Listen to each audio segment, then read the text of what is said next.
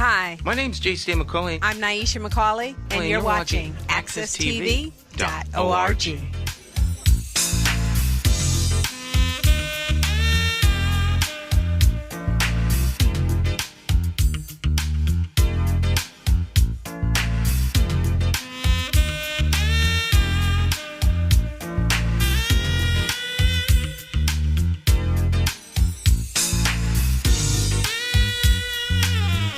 All right, my friends, once again, it's time to get our talk on this morning. Talk with me, your host, J.C. McCauley, along with the champions of talk.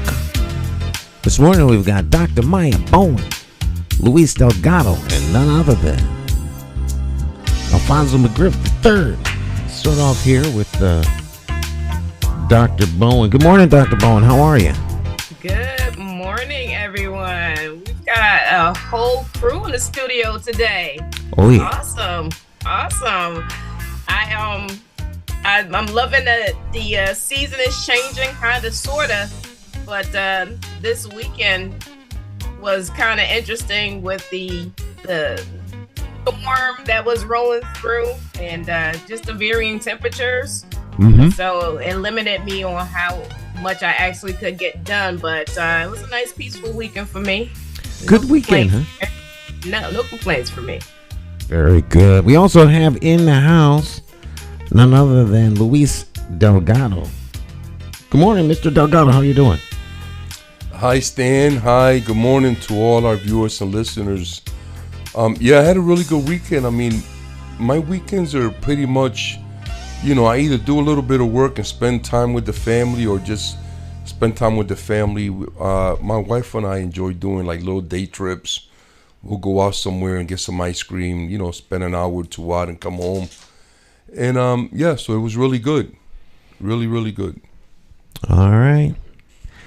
None other than the one and only Alfonso McGriff III. Mr. McGriff, how you doing, sir? I have no complaints as usual. Weekend was cool.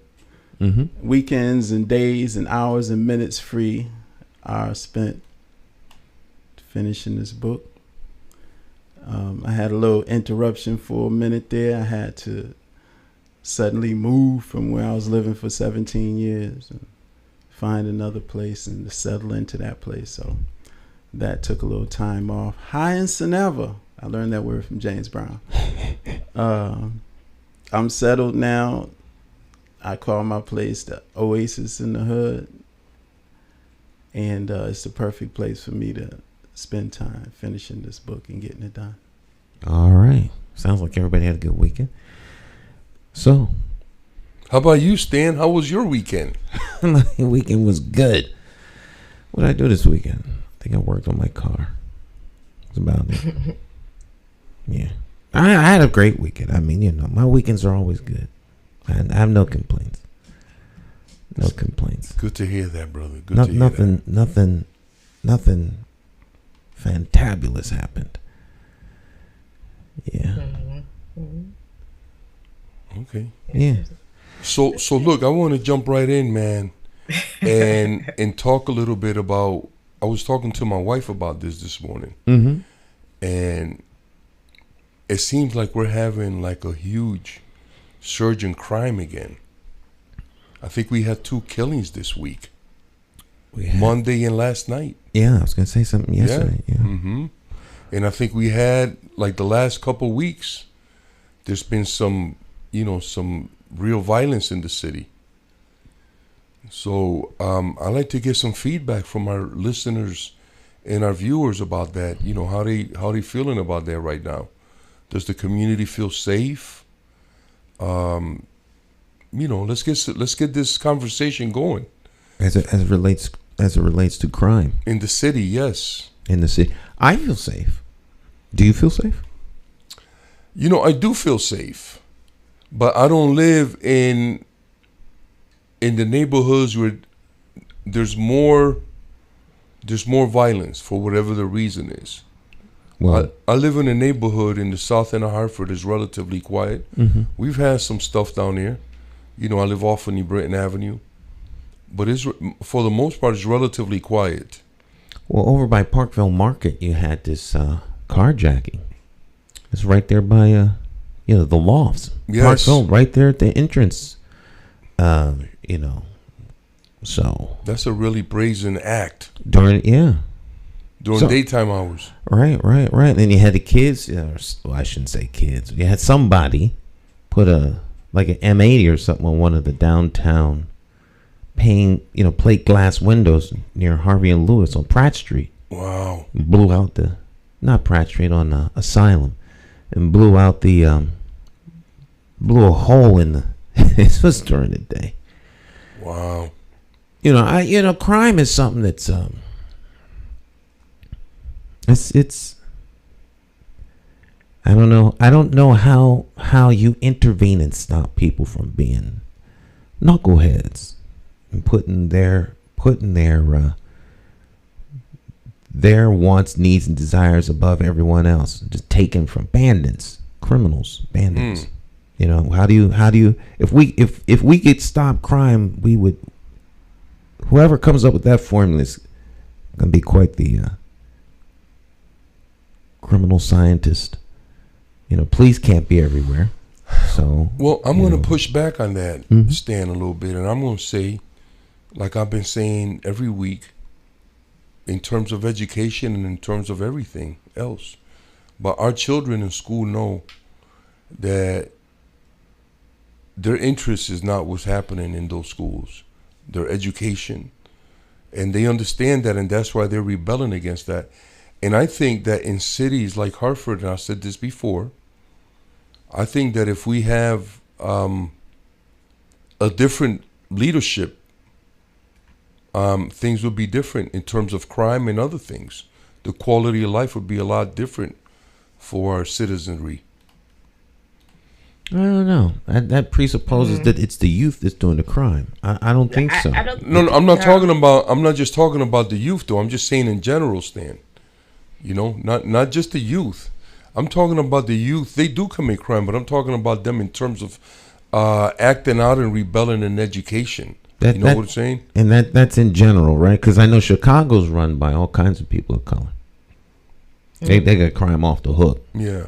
So I don't know if I don't think the color of the individual has anything to do with it, because it's the you can, all kinfolk ain't skin folk. So just because they're a particular hue doesn't It's the mean, other way around, Stan. Huh? The other way around. All skin folk ain't kinfolk. What did I say? You said it backwards. All kinfolk ain't skin folk? Yeah. I think it works both ways. How about that, man?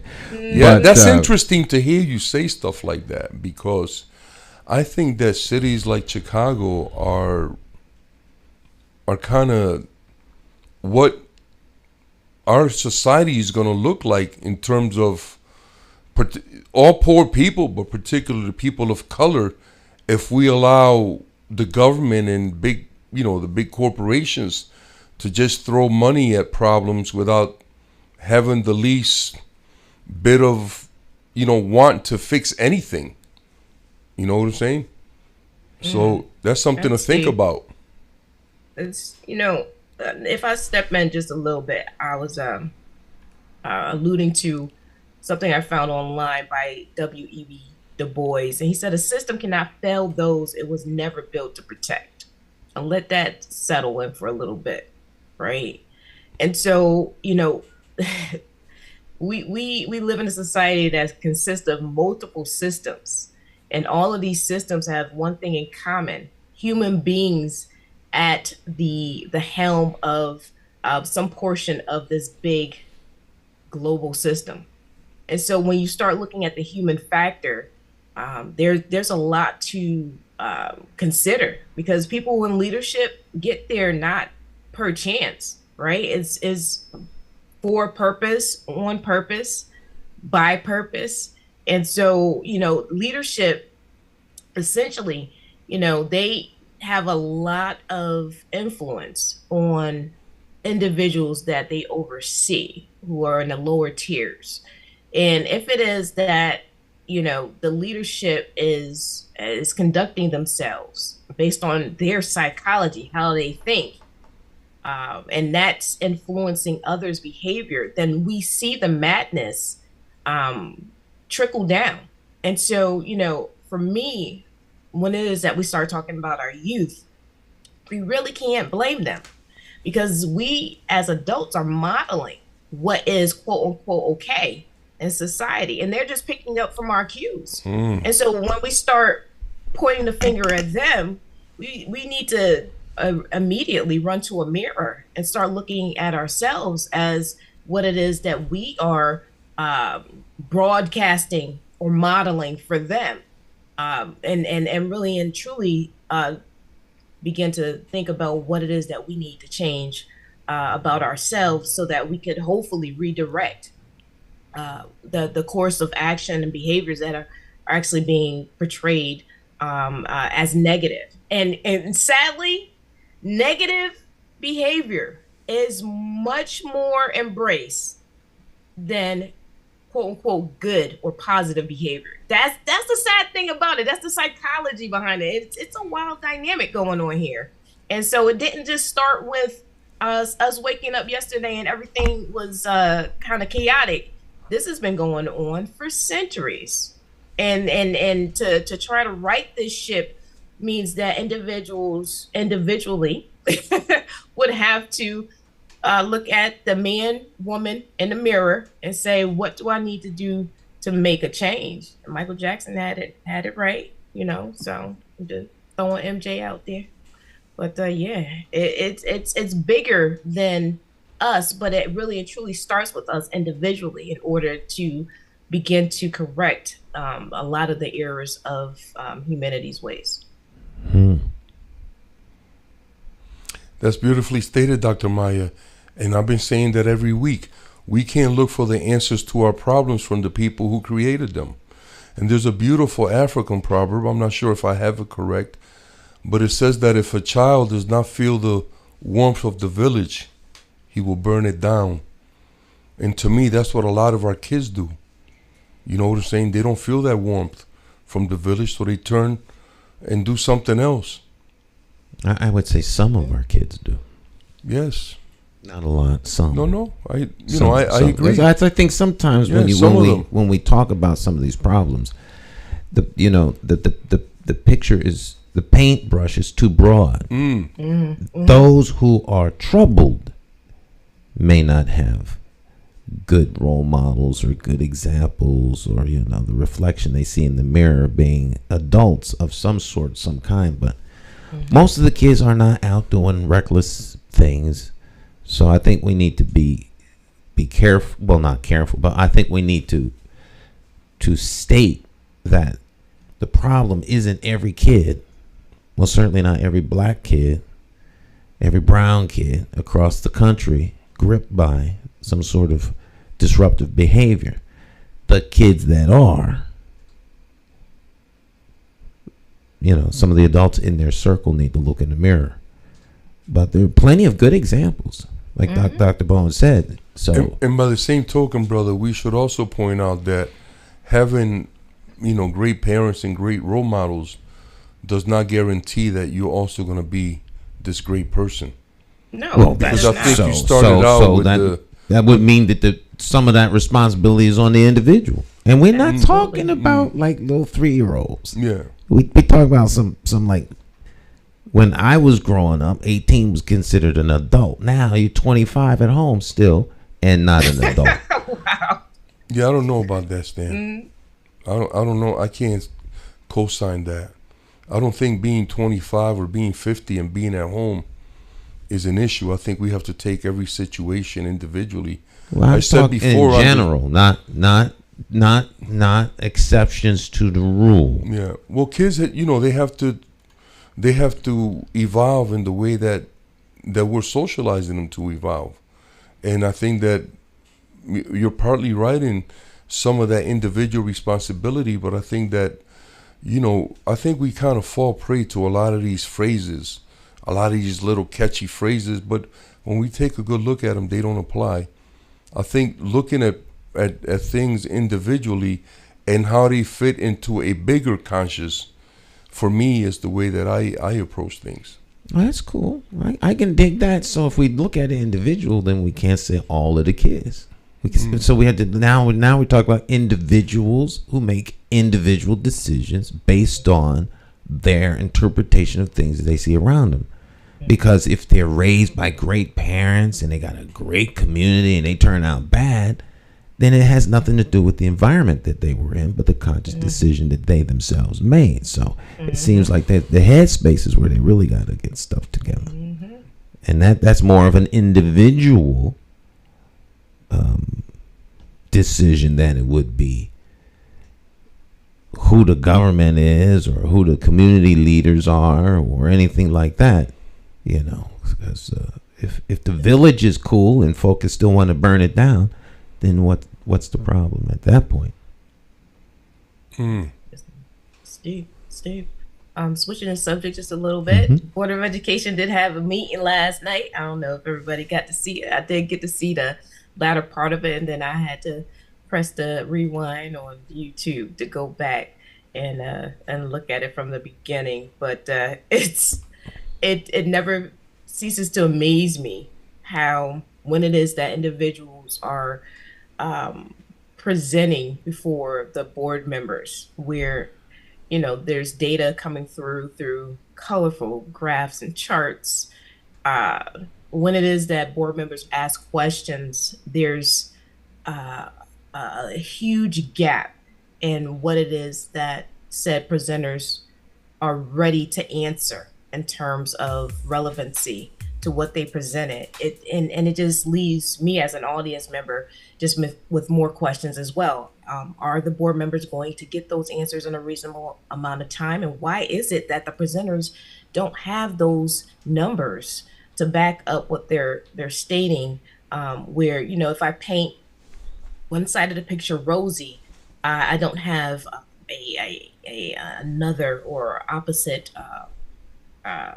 measure that gives us some detail of our starting point, right? So, for example, in terms of hiring, there's been a lot of vacancies going on within the Hartford Public School System, but not only in Hartford, but across the country, notably so. However, there's a starting point, and there's a interim point, and then there's a continuation. And so when it is that we started a new strategy for hiring individuals, the number from which we started should have been something that was available per the presentation, right? So if we started at, let's say, a gap of 1,000 vacancies, that number 1,000 should have been something that could have been the start that lent to the 400 plus hires that we actually achieved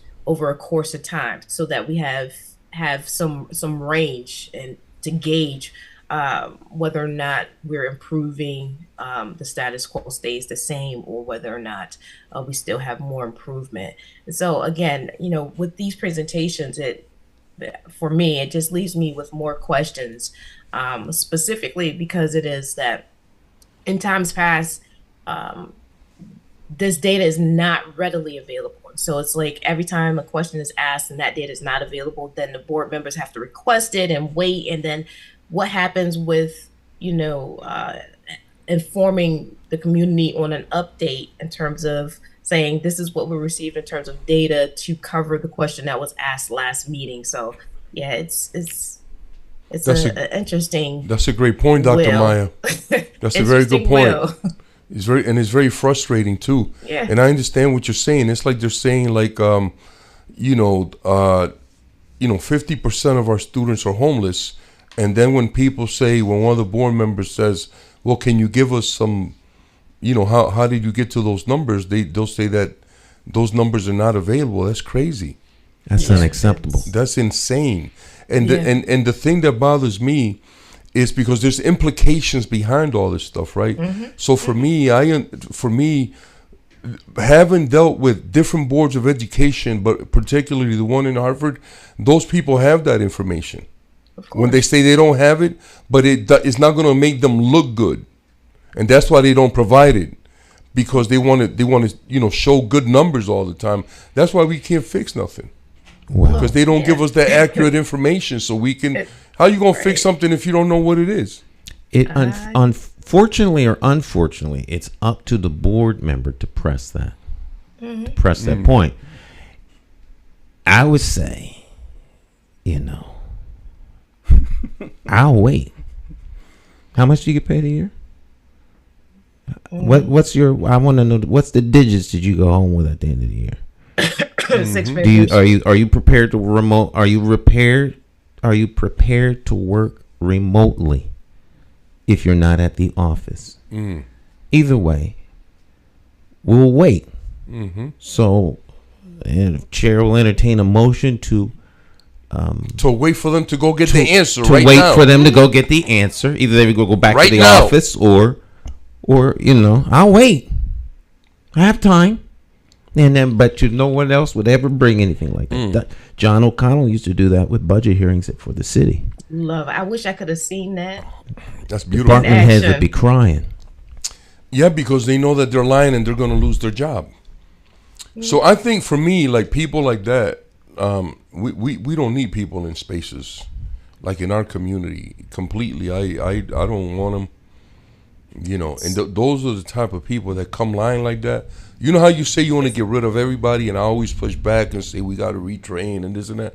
People who blatantly lie like that need to be not just fired, but it needs to be looked at to see if there's a crime, and then they need to be prosecuted for that, because we need to set a standard. Yes. You set a standard, because people don't do it anyway. I don't have a problem with that, but you went from retraining to fire to putting them in jail. I'm saying them type of people, because Stan, listen, in my experience in dealing with organizations like that, the only time people lie so blatantly is because they're stealing. Somebody's stealing. Follow the money trail. This is like the oldest line in the history of business. Follow the money. Why would they lie like that, Stan? So blatantly, man. And go on public record. Well, if they're This is lying, being recorded, there's man. no excuse for somebody lying in a forum such as that. If they truly don't have access to the information, that's cool. Go get it now. Well, for me, how would you not have access? Because you came with the part of the information. So that means that whatever you came up with, you have. It's on your computer. You have access to it. Otherwise, why would you come to a meeting and not be prepared? I have taken superintendents and staff to task. I've ended meetings on the spot because I say, no, you're not prepared for this meeting. Why are we going to have it? If you don't have the paperwork necessary to conduct this meeting, what are we sitting here for? You know what I'm saying? I'll answer that question. Why do they come, as you say, unprepared? One of the reasons why they come, as you say, unprepared, is because there's a long history of getting away with handling things that way. You just say what you say, people listen and agree with it, and then keep it moving. So there's a conscious awareness that they aren't going to get checked, and then all of a sudden when somebody checks them, we say, well, they came unprepared. Well, they were just handling things the way they normally handle things, and somebody checked them and threw a wrench in the game. But a lot of people come and present and get listened to, and that's it. And they go about their happy way. And So, Griff, I would say the board member is the one who, the only people who can push this back is the board and the chair, members in the chair. And I just want to say, Griff, you make an outstanding point, but I just want to say also, to piggyback on that is one of the strategies, right, that white people have used to keep us from going there. I remember when I worked in New Britain, and the dude that was my supervisor, a white man, knew that they were trying to criminalize me, knew that it was a lie, and never stepped forward. But he did say this: "Don't worry about it. It'll all go away in a couple days." That's what Griff's talking about. Just let it blow over. That's what they're waiting for. Path of least resistance. A lot of people go along to get along. Very good point, Griff. They don't want to make any waves, and that's a strategy that they use at every level. Because think about it, every time there's a protest, it's exactly what Griff said right now. They listen to it, and then that's it. It's done. Well, that could very well be, but in Hartford, all of the people we're talking about are non-white folk. Well, that's all learned behavior, brother. Well, that's all learned behavior because they got to play the game. At some point, they got to be individually responsible for their own actions. You can't blame that on nobody but themselves. If you are required to have information, let me rephrase that. I don't expect you to have all information at your fingertips, but I do expect you to be able to answer any question that comes under the purview of the responsibility that you hold. If I ask you a question you don't know the answer, I'm good with that. Go get it.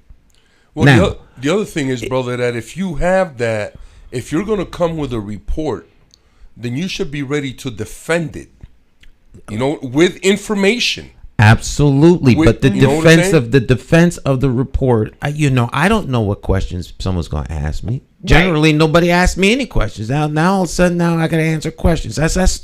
But I can get that. So if someone says, "Well, look, I have the information, I just don't have it with me," checkmate. Okay, go get it. If you have it, you know where it is. Go get it. Yeah. And until that happens. It's like offering somebody a glass of water because they never drink water. They don't never drink anything. So you offer them because you just do it. Seems polite. But then one time they say, "Actually, I will have some water," and now you jammed up because you really want water? Yeah, you offered. Oh well, okay. Well, let me see what I can do. And you don't get the water anyway. Because I don't have any. Now I'm caught with my hand in a cookie jar.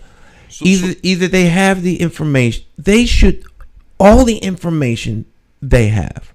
Assessing the information may be an issue. So people should say, "We will wait." There's no rush to get through the meeting. Take your time. I have a follow-up question for Dr. Maya. Dr. Maya, when this person gave the report, and they were asked the question, and then they stated that whatever it was they said in terms of those numbers are not available or something. So what was the response of the superintendent? The superintendent is always very hush. There's a silence of the lambs type feel in the room when it is that silence of the lambs. That's awful. Certain things. That is pretty bad. Certain things are actually stated, So you're actually saying that she thinks she's going to be killed if she says anything, because that's what silence of the lamb means.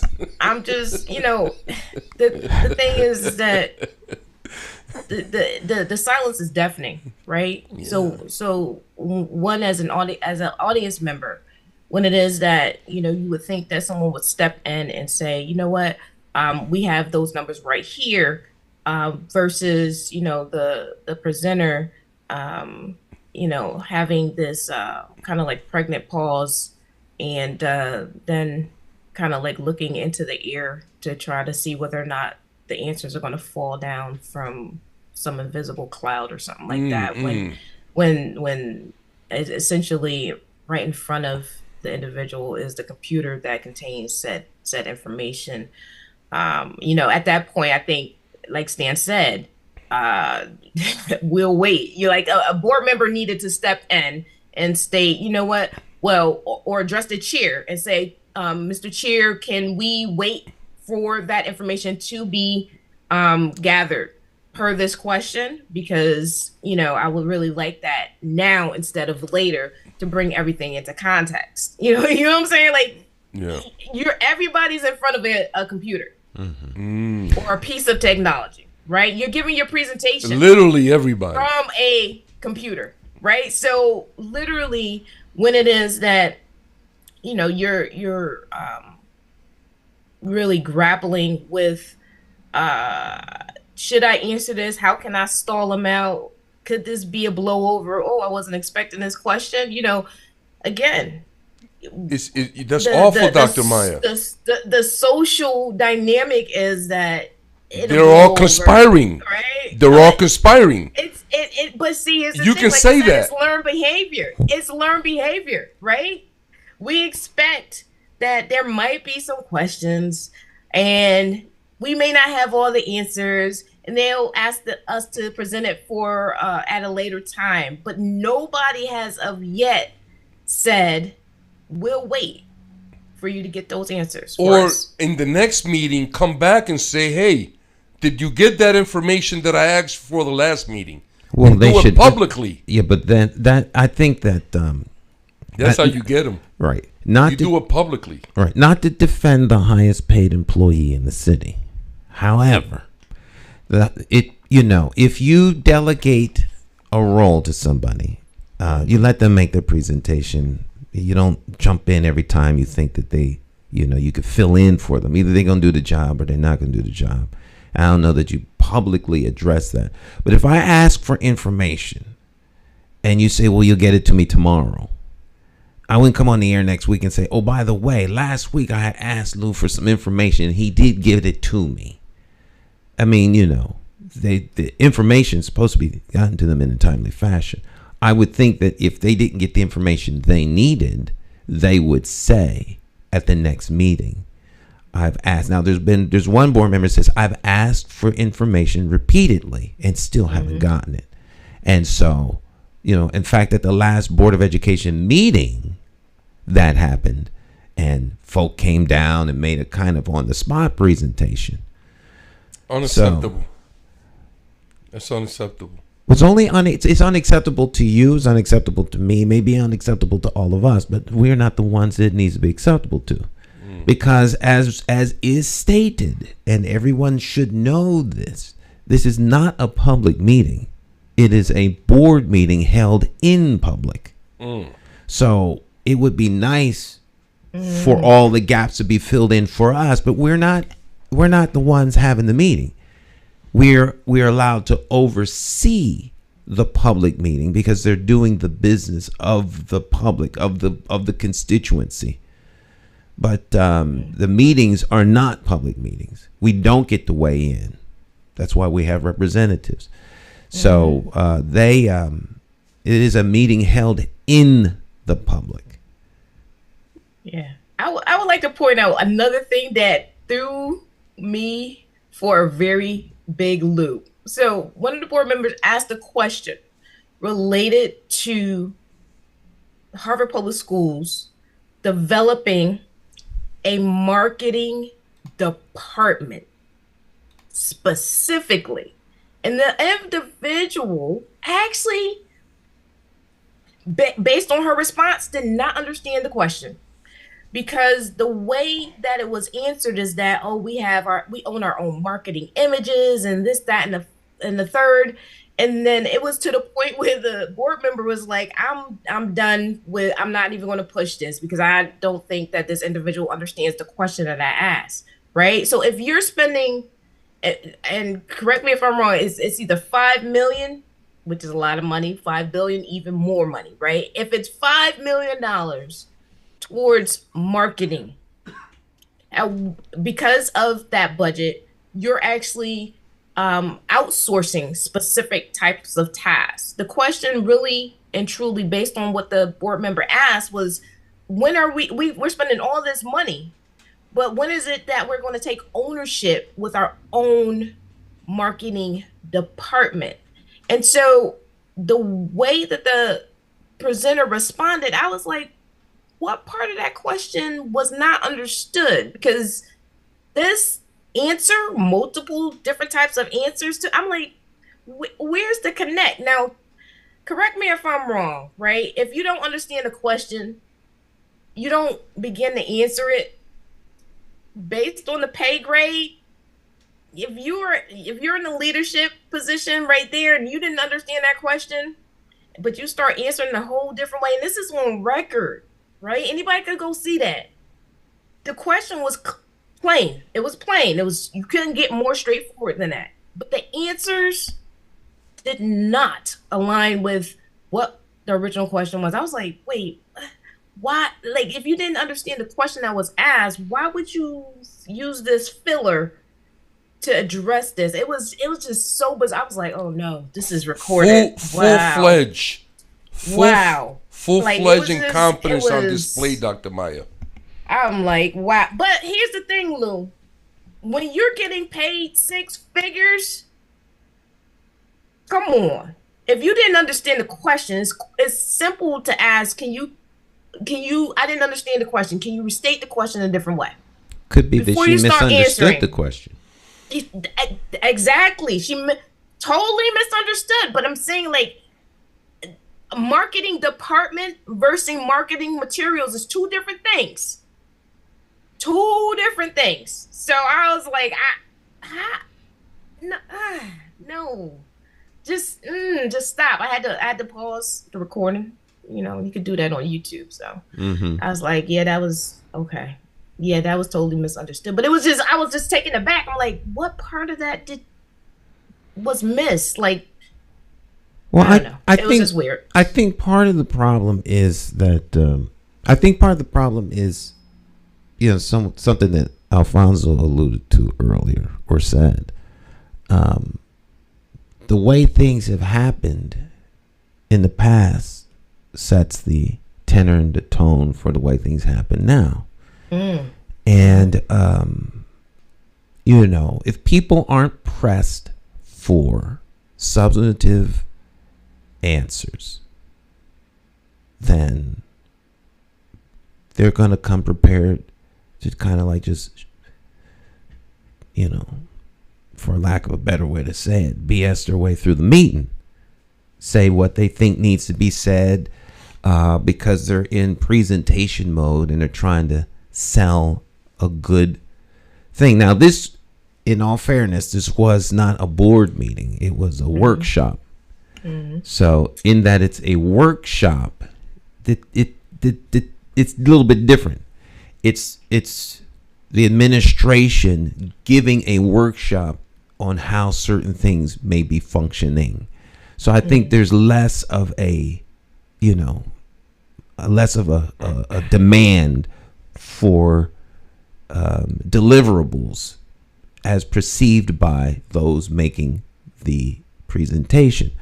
But once again, all of this comes down to the board.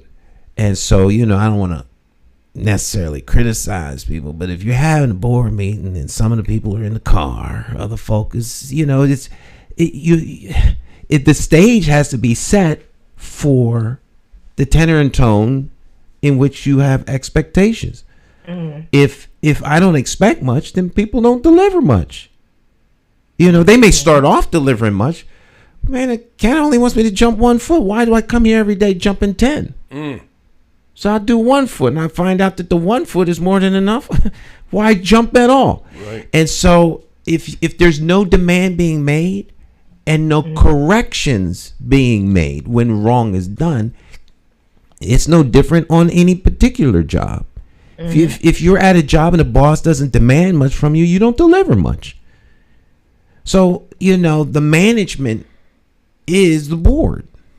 They manage their single employee, and you know, if they're not happy, they have to say so. But if you have members of the board, respectfully, throwing accolades on how great everybody is at every meeting, what do I walk away with as a person making a presentation? If there's members of the board telling me I'm doing a fabulous job, Cracker Jack job since the sliced cheese came out, then I feel good about myself. Right. There's nothing like having a brown nose. Why would I change anything? There's nothing like having a brown nose to brown nose, right? It's ridiculous. It's, you know, what is this? This is like it was like a small time version of an award show. Oh, I'm glad to do this. I'm glad you're doing it great. So this is just like a little. Stop. This is just like a little show that they put on, like a little act. It's nothing really. It's not being taken as serious. See, for me, here's the thing. And if all a board person members was in the weren't present. hospital, if a hospital and in a hospital somebody is deemed to be placed on life support, and we viewed Harvard Public Schools as being said patient that needs to be placed on life support, then we got some doctors and nurses that are meandering around, and we're gonna lose this patient. Yes, that's a how fact. I see it. That's a fact. That's a fact. But one of the reasons that I took on with others that battle to get rid of Beth Narvaez is because she had 12 or 13 assistant superintendents that didn't supervise anybody and nobody supervised them. So that was like some real gangster stuff. You know what I'm saying? You kind of just show up to work and look good and kind of play the part, and that's it. There's nothing else to it. And people at the Board of Ed were okay with that. But see, here's the thing that I'm getting out of this too.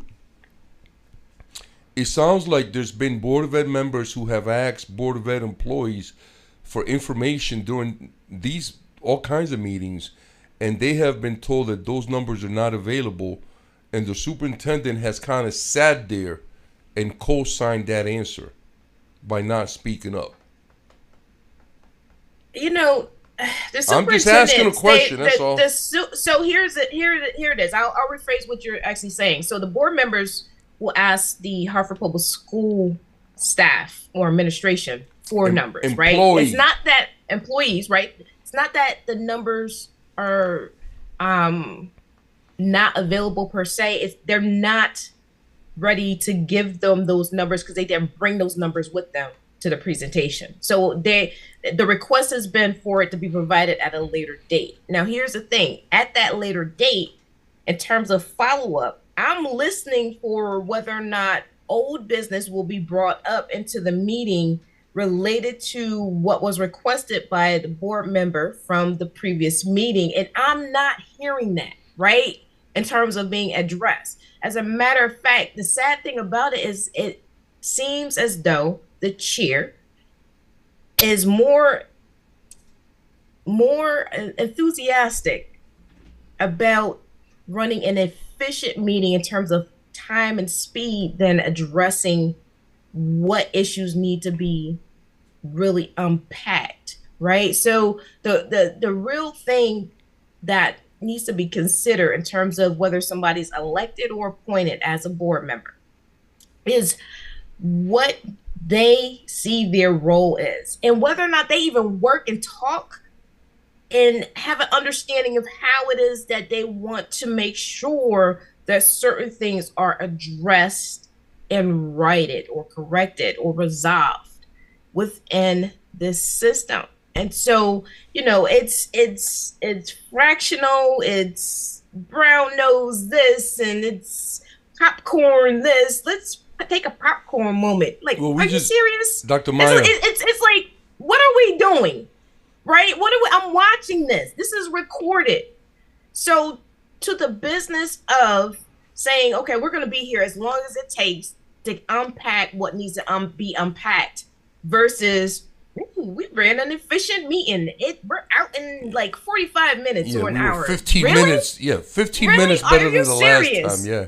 Are you serious? So you know going in that you're going to be volunteering your time because none of them are paid. By the way, I would say that with all the money that is out there, that these members should actually get a stipend. That's just me. They're putting in a lot of work. I'm doing air quotes because that's not, everybody. So I can't speak for everybody. Now, maybe they are, but what's being presented is like, come on, yeah. As a collective, right? Because, when it is that something needs to be voted down, and I'm sitting here looking like, have they really considered what they're about to do in terms of placing this the vote and implications of their vote. majority rules, right? And so it's like when they vote for something and the majority rules, I'm like, what is the thinking? What is the rationale for them providing that vote, right? And then on the opposite end, for those that voted no to that, they had a rationale behind that. And then I think that it would be best served if we knew why it is that they voted that way. Like literally, Lou. Now I don't know if you saw the board meeting at Weaver, but literally, I think we talked about this. But a board member said their constituency did not want them to vote yay for the 1-year extension for the superintendent, and yeah, member did. It was just weird. I'm like, what? Yeah. Why would you say that? Why would you premise that? Nobody would have known that if you did not state that. So I mean, it may be chalked up to youth and inexperience for doing that, but I think that really and truly, it may be like that for several that voted in that way as well. So she just through spoken word, just kind of like put it out there. Yeah, she put it out there though. So Dr. Maya, for good or worse, better or worse, it's out there. But let me interject really, for a moment. I just want to say that thanks to Griff, to Alfonso McGriff III, I'm going to coin that phase, the Griff, because that's when they talk about something, like Griff said, and they don't do nothing. Because that's exactly what it sounds like happened at that Board of Ed meeting. Now, in terms of getting paid, I agree that people who work should get paid. I don't volunteer for nothing. You know what I'm saying? That's out. Volunteering is for very rich people who have nothing to do. But regular people like us, we should get paid for everything, for our thoughts, our intellectual rights, everything. You know what I'm saying? And I'm just putting that out there. But yeah, I think that, we're going to call that the Griff. When these politicians and bureaucrats get together and talk about everything and then walk away, and that's it. Nothing happens. There's no results, no nothing. You just got griffed. I like that. Yeah. Yes, the brother hit the nail on the head, man. But and so we have a lot of people that are collaborating, and I don't think that they understand that they're collaborating and conspiring, right, to do wrong. And so I think, Dr. Maya, to answer your question, and I don't know this to be a fact, but I think these board members, when they go to their little training for Board of Education members, you have to go through a training. I think they're told how to vote and what the expectation is. And most of these people are handpicked, even the ones that are elected. Because they're pushed to run by other bureaucrats. You know what I'm saying? We're in a system. We're in a system. Be that as it may. But at the end of the day, here's the thing. I stopped to think about whether or not there is a type of morality, integrity aspect tied into, politicians. And I mean, like, there's no credential that says you have to be a moral person or have integrity to be a politician. And so it's a slippery slope, whether or not you're on record or off the record, essentially the decisions that are being made, somebody's going to be impacted directly or indirectly by it. And so sadly, we've got a lot of work to do within society, individually and collectively, because the way things are going, it's not going to right itself. And individuals really need to, really take a look in the mirror and think about what's being played out and how it impacts people. And, it's a lot of dynamics, Lou. It's just wow. It's like the Wild Wild West. So I say this a lot on the show, but no change in the history of mankind has happened without a conscience. Right? A conscience has to take place. Whether it's in a family or in an individual or in a community or in a country. Right? but a conscience has to take place. Now, I've asked this family here, our viewers and our listeners, that my conscience, the conscience that I want to create, is to get rid of Luke Bronin and Jason Thody and others like them that are, in my opinion, they're nothing more than criminals. You know, like a 3-bit hood and a 2-piece suit, or a 2-bit hood and a 3-piece suit, right? Whatever it is, right? But and so then also with that same consciousness, right? Create a consciousness to bring in some people from our community that are going to bring make the necessary changes, whatever they may be. I talk about creating a program from an Afro-Indigenous perspective with no European influence. We don't know what that looks like because we don't have anything like that in Hartford. Right. I don't know if we'll ever find out what that looks like. We will. Actually, because there's a lot of stuff that's going on already. Actually, creating a program like that is a byproduct of European influence, because it's being done based on the so-called presence or influence of Europeans. I think one of the biggest challenges for us is to simply create programs and do things because they're in our best interest, in spite of all else going on around us. Because if we create things that are a reaction to somebody or something, then that somebody or something still owns us, even in our attempt to become free and independent of that somebody and something. So it has to always be simply because it's in our own best interest, and that's it. That has to be the foundation it stands on, because that is the best foundation we can use to create what it is we need. That's the best place to begin from. Otherwise, that's a very powerful statement, brother. Mm-hmm. A very powerful statement, and I like it. It says a lot. It's something that we have to kind of process and let it run through, but I agree with that, because that's how I live my life. I do things based on what's best for me, not what's best on what the market says or social media or whatever, or a reaction to white people, or sometimes a reaction to things like that is more of a defense than anything. But yes, I agree with that, Alfonso. If we react should not to anybody of any persuasion to do something we're doing, they own us. I agree with that. And the only way they don't own us is when we do it from the foundation that's in our best interest, and that's it, period. Mm-hmm. That's beautiful. Mm-hmm. That's a beautiful blessing. Yeah, thank you for sharing that with us, Fonz. Beautiful. So yeah, you know what? I'm gonna step out on this. That moving in my best interest and not being owned is a journey I'm willing to take. All right. Absolutely. Beautiful, Dr. Maya. All right. Well, it is 9:00. All right. Let's take a quick break, and then we will be right back. Morning Talk. Don't go anywhere. More to come.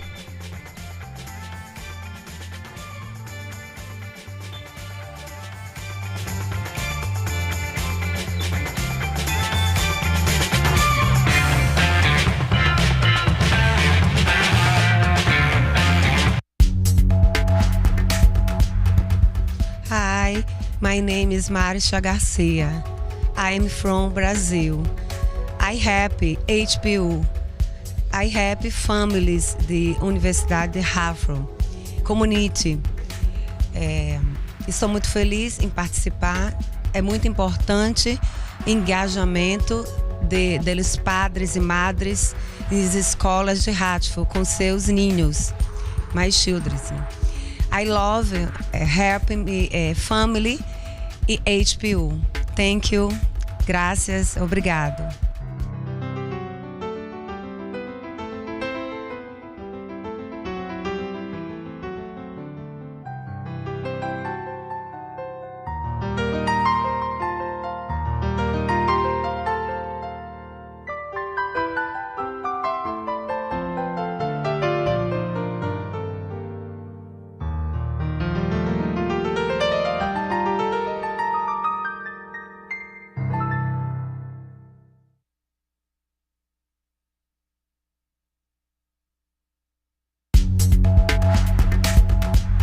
Hi, so my name is Nelky Maldonado, My name is Ramon El Arroyo.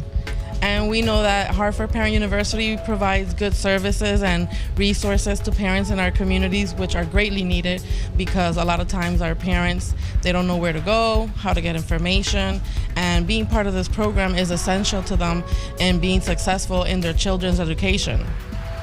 And I think that parents should get involved in their kids' education because it's very important. Education is, I always believe, is a success in life. If you got a good education, you can be very successful. So we encourage our parents to please come join the program, ask lots of questions, and I'm telling you, you won't be disappointed.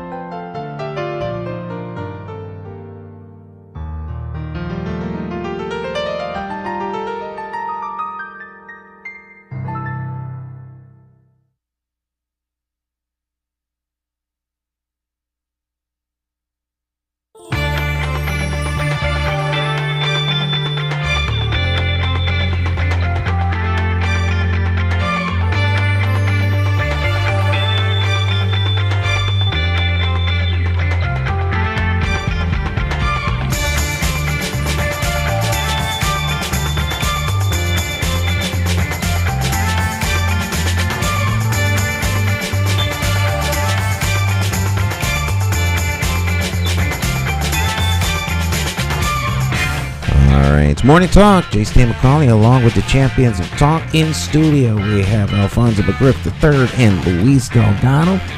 And we're getting our talk on. So let's jump back into a conversation. Let's start off here with Mr. McGriff. What's on your brother?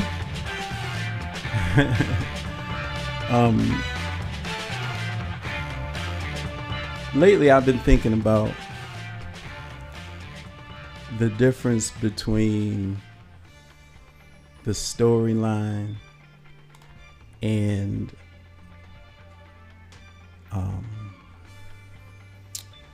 what is the other word I was trying to think of? The difference between the storyline and the narrative. Okay. And sitting back watching us,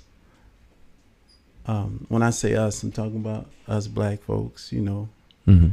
We are governed by the storyline, which makes us vulnerable to 100% pure manipulation. And so there are three movies in particular I want to use as an example, and a most recent occurrence that I want to use as examples with my man Kanye. Okay, so first I'll talk about the movie Soul Food. It was the first time that I began to recognize this storyline versus narrative thing. Now, the foundation that I'm standing on is that there is a narrative in the United States that would suggest that there is an unrelenting attempt by some people in this country, many of them who have a lot of power, to present black people as less than human beings, as some type of animals or, just foul people who deserve what happens to us in this country. And so there are people in a position of power whose objective is to keep that narrative going, so that when people from other countries come here, they have something in common because of the narrative that's being presented. They have something in common with the narrative creators, which is how they feel about black folks. And what helped me look at this was, when I was young, I watched karate movies. You probably heard me say this before. And my introduction to Asian culture was karate movies. So ignorantly, naturally, because of the influence on watching karate movies at the Colonial every week, I just assumed that all Asians were Chinese and they all knew karate.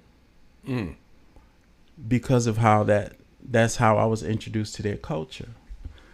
A lot of us black people in this country, we don't understand that it works the same way in other countries. How they're introduced to us, whether it be through movies or videos, is how they see black culture in America. And they have a true judgment on it. Like I did. When I went in the Chinese restaurants, I would look and I'd be like, he probably know karate. And I would think he's Chinese. I didn't think of any other kind of Japanese. Yeah. So with that in mind, the narrative that has been pushed for quite some time is one that black people are angry and destructive and animals. So with this narrative in mind, I watched the movie Soul Food, which is my #1 most hated movie. And it was the first time I saw it. And I'm watching this movie and I'm watching every character be presented as just ignorant and self-destructive, to put it quick. Even Big Mama, ignorant and self-destructive. She got diabetes. She burned in her arm, can't even feel it because of what's going on with her health. And every Sunday she's feeding the food to the people that got her in the condition she's in. So I'm watching this going on. So in essence, there are two movies being presented at the same time. There's a movie being presented where we, black folks, pay attention to the storyline. And because we can identify with the storyline, we think it's wonderful.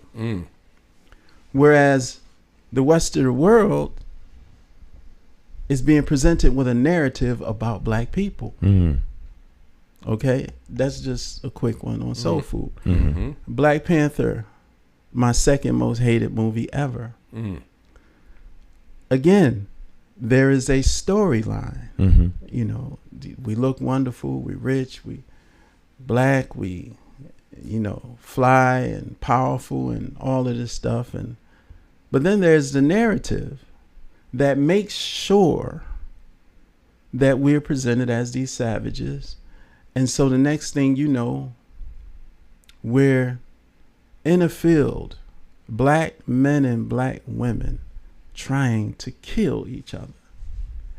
And we left the movie doing the electric boogie slide and backflips because we're thinking about the storyline.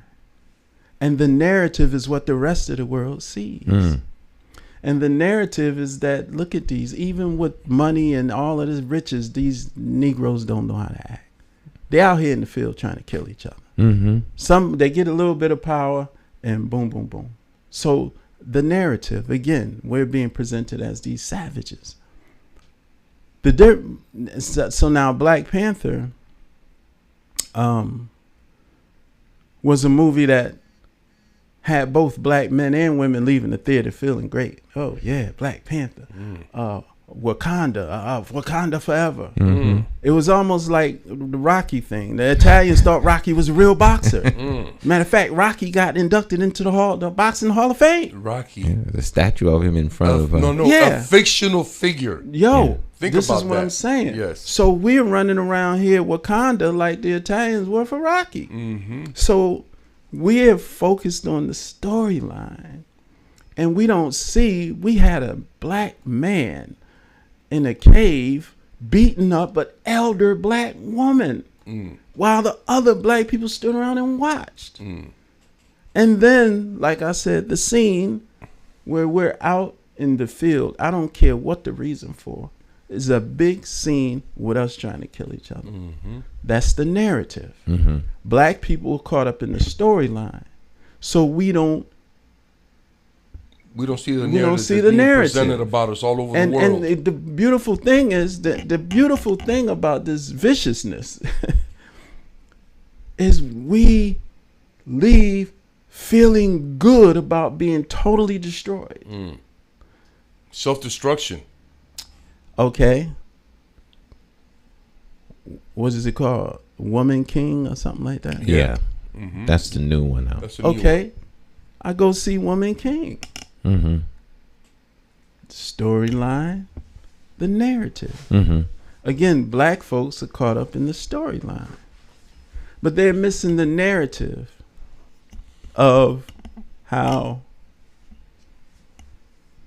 black men are being totally destroyed in that movie. And one of the aggravating parts of watching that was,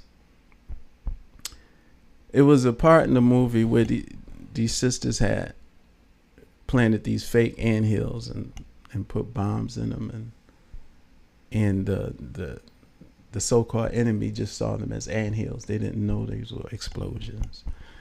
And all of these women were standing on the hill ready to fight. Now, mind you, this is another scene where a bunch of black women and black men are trying to kill each other. The same narrative as Black Panther, but there's a scene. It gotta be a scene with us in the field trying to kill each other. But before that, this to me represented the epitome of the destruction of the black male in this movie.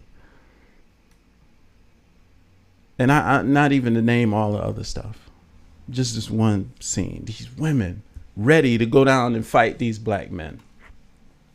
And they are ready to attack, right? But they want to light the anthills first to create chaos, because the enemy has settled into the areas where the anthills are. So these bombs are going to create havoc with them. So the women are standing on the hill and they're ready to go down and fight these men. And they go, because it's all black people. And the one black man that shows up, he comes up. You ever seen that Bart Simpson where he slides into the bushes? You know, it's like a little short scene where it's almost like he's saying, I don't want no parts of this. So it's a cartoon scene where he slides into the bushes and disappears. Okay. Well, anyway, this is the opposite.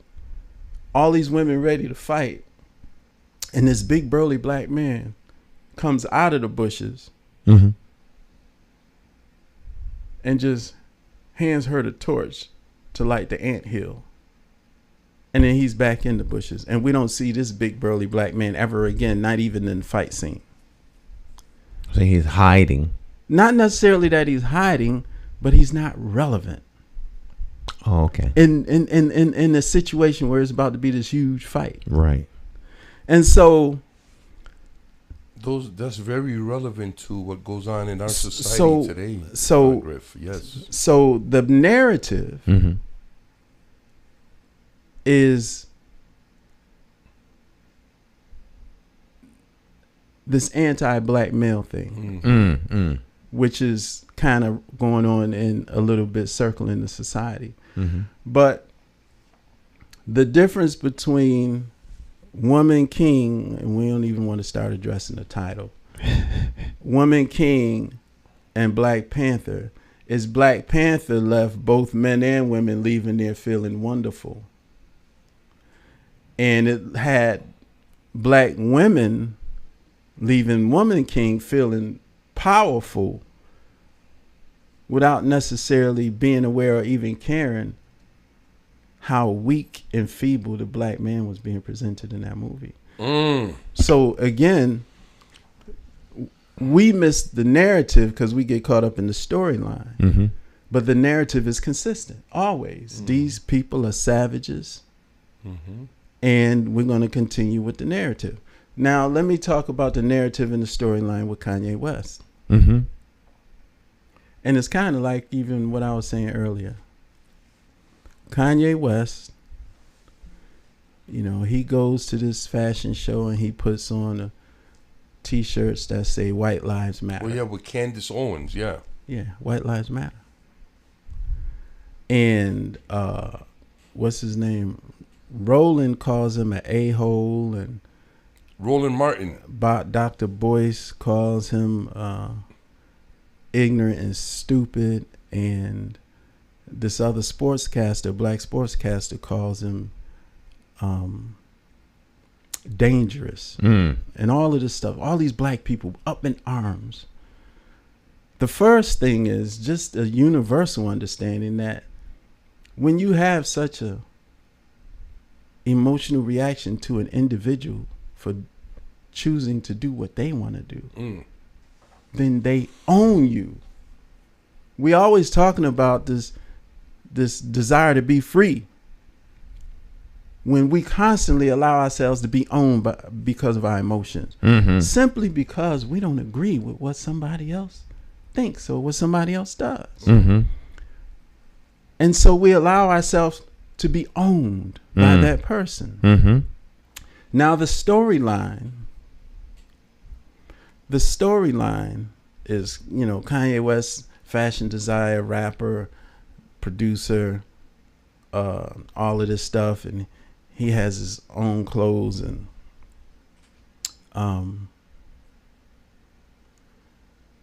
he has his own clothes. One of the and the narrative that the people with power are presenting is that he's crazy, and he's anti-black, which keeps us away from him and any emotional reactions to what he does. Now, because we don't understand business on a certain level of a lot of these people, for all we know, Kanye West might be getting ready to release another line of clothing or another sneaker, and he's doing something to put his name out there in the media because he knows, some people call it trolling, he knows how you're going to react. Exactly. He knows he owns you. Yeah. So that's not an a-hole. He stays relevant. That's brilliant. That's the person understanding the reality that they're operating in and knowing how to use it. But our emotions are so caught up in how they want to present his narrative as he's crazy. His mother's rolling in the grave. Anybody who saw anything about his mother would know Kanye West's mother would have been down with him, whatever he chose to do. Long as he wasn't trying to kill somebody, she would have had his back. 1,000%. What is your statement earlier, Griff? What is your statement earlier? Let's go back to that for a minute. What statement? The one you talk about, you know, doing it for you. But this is the whole. This is where I'm at with Kanye West. The point that I make. Well, no, I don't want to mix that up with what I'm talking about right now. What I'm talking about right now is how we continue to be duped into following a storyline and missing the narrative. And the narrative on Kanye, how they present him in their media that they control, they present him like he's crazy. So they don't want us to see that he has a house somewhere in like Wyoming where he owns 300 acres of land just on that particular house. They don't want us to. They are so good with this. They help us dismiss the fact that this dude came out of Chicago in the heart of the situation, at the height of the heart of the situation, and he's a billionaire now. They want us to just bypass all of that and roll with their narrative that he's crazy, right? And keep and so we run around, and now we're parroting the narrative that he's crazy, he's an a-hole, he's this, he's that, or whatever. And the most horrible thing about it all is we don't have the wherewithal. We don't have the wherewithal to ask ourselves, why is he doing this? And maybe he's doing it for a reason I don't understand. Because there's clearly a whole lot more going on in this planet that we don't understand than what it is that we do. Absolutely. But we get ourselves convinced that we know stuff. And we don't know stuff. We don't know hardly anything. Anything compared to all there is to know out here.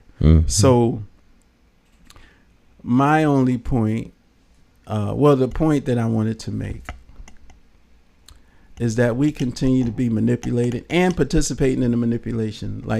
And I'm talking about the people that participated in making the movies.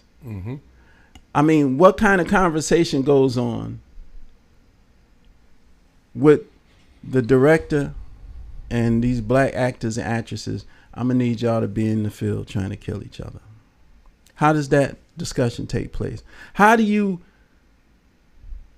rationalize that discussion and that action with what's going on in general, unless you are totally oblivious to black life in America?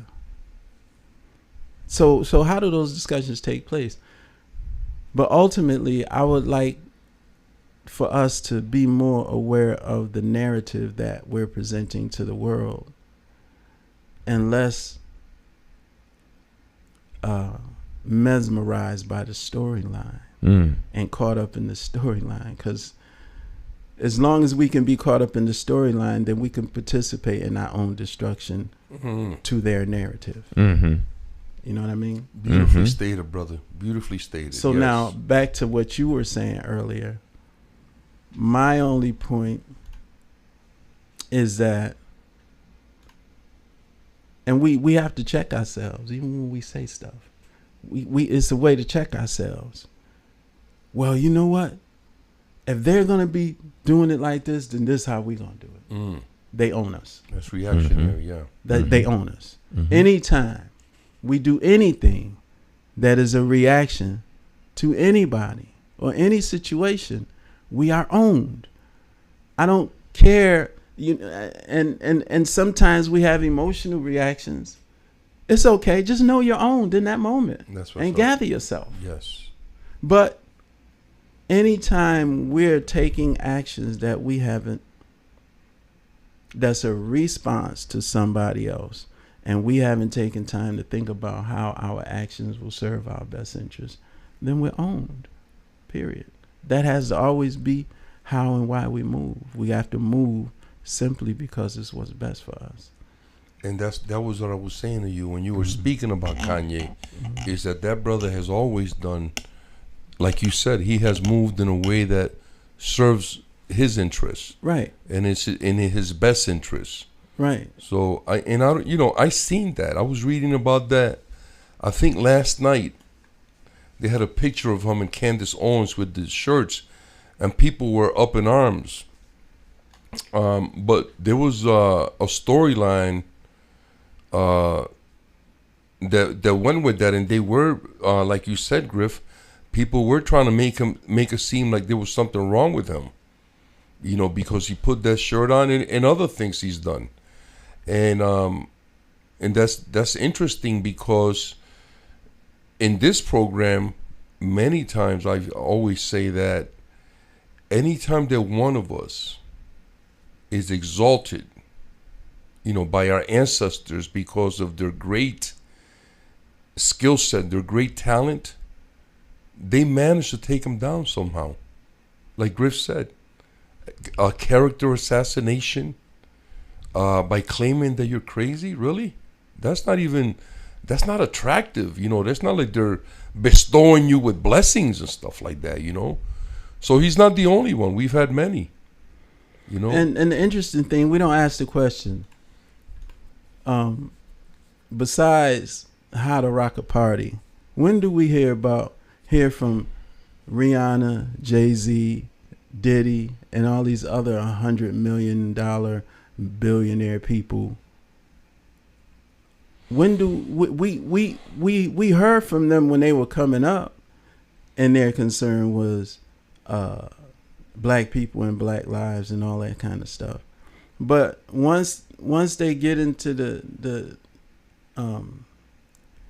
there's this thing where once they get into these hundreds of millions of dollars and billions, they just be quiet because they scared to make the wrong people upset. And at this point, what good is what kind of life you living, man? And more power to them because they're doing what they want to do and what works for them. Mm-hmm. But man, I have your resume and I can see how you was moving at this time, and I see how you moving now.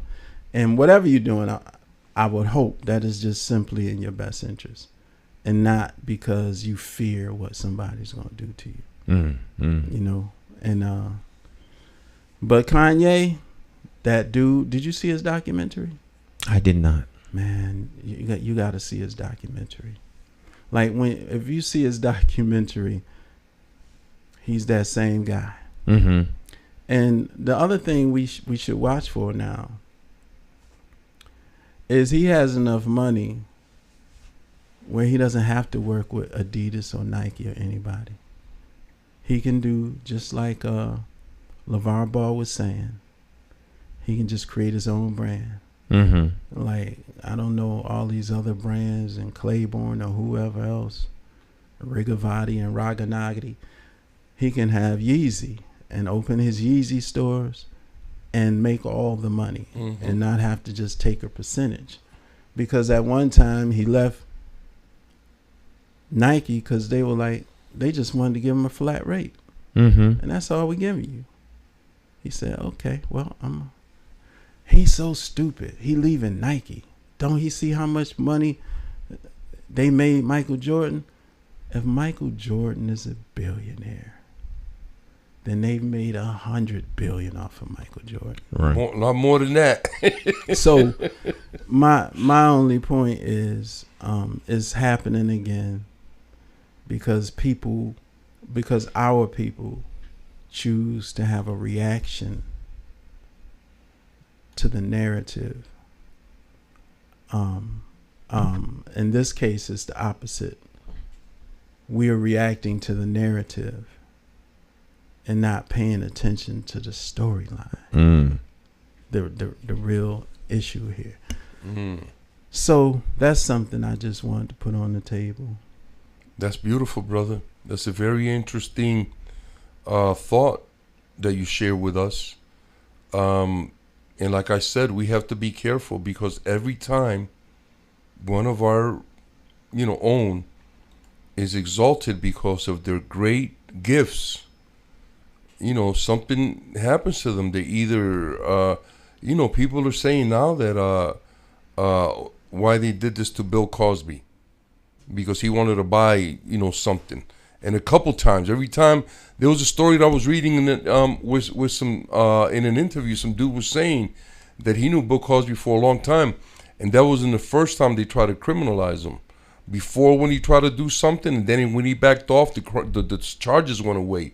He tried to buy something else, he was criminalized again. He backed away from buying, the charges went away. And I guess this time the same thing with Michael Jackson. I guess he had a lot of stuff going on that people didn't know about, and trying to buy things that I guess I don't even know how to put it, Stan. I guess we're trying to buy things that we're not supposed to. I don't know what kind of what is the how do we present that, Griff? This is what I see. I see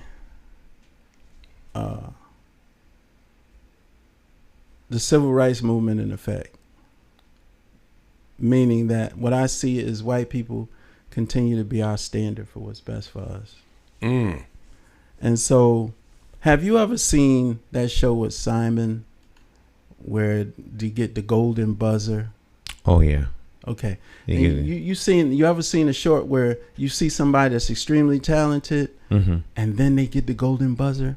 You get goosebumps. You can't not get goosebumps because every time somebody gets the golden buzzer, it's because they're super talented. So you watching and they are super talented and they get the golden buzzer, right? And you know that feeling you have when they get, you so happy for them. You don't know them from Adam, never even seen them ready before. to almost cry. Right, you'd be almost ready to cry, right? Clapping at home. You don't even know. You're sitting there crying. Because Right. You've been told this story. They're very good at what they do. Man, let me tell you. They're very I good. done dropped a couple of tears on some of them golden buzzer scenes because I don't even watch the show. Right. But sometimes it'll come Come up across on this- my feed yeah. and I look and damn, it gets me every time. But it's a great feeling. And so